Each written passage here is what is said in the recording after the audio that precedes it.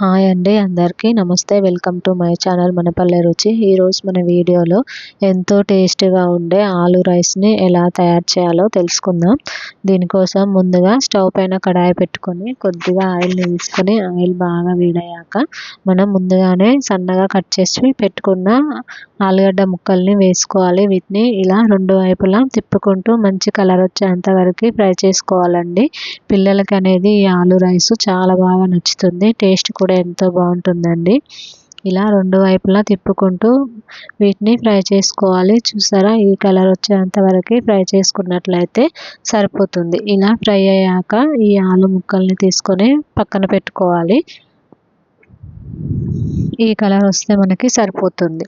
తర్వాత అదే కడాయిలో మనం బిర్యానీ మసాలాలు అన్నీ వేసుకోవాలండి. బిర్యానీ ఆకు, జీలకర్ర, సాజీరా, ధనియాలు, లవంగాలు అన్నీ వేసుకోవాలి. ఇవన్నీ వేస్తేనే ఈ ఆలు రైస్ టేస్ట్ అనేది బాగుంటుంది. మనకి ఇంట్లో కూరగాయలు ఏమీ లేనప్పుడు అప్పటికప్పుడు పిల్లలకి లంచ్ బాక్స్ కోసం ఇలా ఆలు రైస్ చేసి ఇచ్చినట్లయితే పిల్లలు ఎంతో ఇష్టంగా తింటారండి. టేస్ట్ కూడా చాలా బాగుంటుంది. మనం చేయడానికి టైం కూడా ఎక్కువ పట్టదు కదా.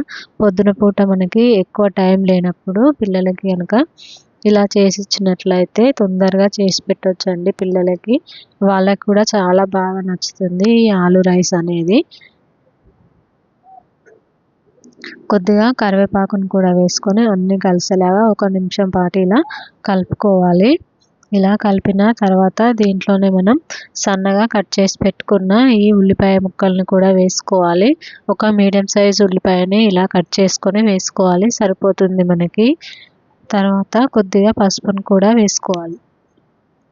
పసుపు అనేది ముందుగానే వేయడం వల్ల మాడిపోతుంది కాబట్టి లాస్ట్లో వేసుకొని మనం ఫ్రై చేసి పెట్టుకున్న ఈ ఆలు ముక్కల్ని కూడా వేసుకోవాలి.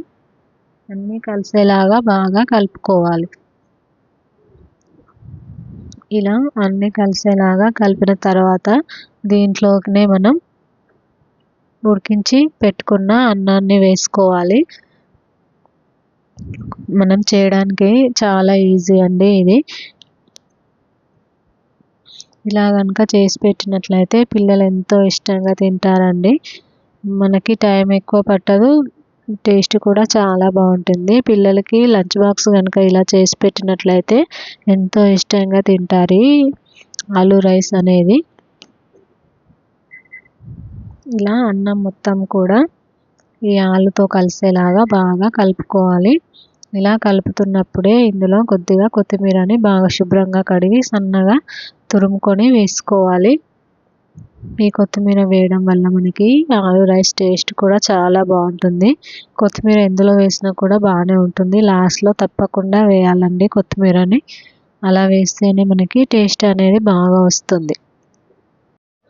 ఇలా బాగా కలిపిన తర్వాత ఇందులోనే మనం రుచికి సరిపడా ఉప్పు, అలాగే కొద్దిగా కారాన్ని కూడా వేసుకోవాలి. కారం పిల్లల కోసం అయితే కొద్దిగా తక్కువ వేసుకుంటేనే బాగుంటుందండి. తర్వాత ఇందులోనే మనం కొద్దిగా గరం మసాలా అలాగే ధనియాల పొడిని కూడా వేసుకోవాలి. గరం మసాలా వేస్తే మనకి ఆలు రైస్ టేస్ట్ అనేది చాలా బాగుంటుంది. ఈ గరం మసాలా వేయడం మాత్రం మర్చిపోవద్దండి ఈ ఆలు రైస్ చేసేటప్పుడు.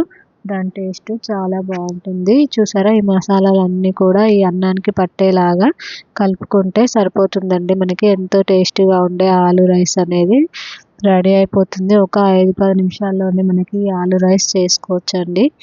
టేస్ట్ బాగుంటుంది. మీకు కనుక ఈ వీడియో నచ్చినట్లయితే లైక్ చేయండి, షేర్ చేయండి, కామెంట్ చేయండి. మరిన్ని మంచి వీడియోస్ కోసం మా ఛానల్ మనపల్లె రుచిని సబ్స్క్రైబ్ చేసుకోండి.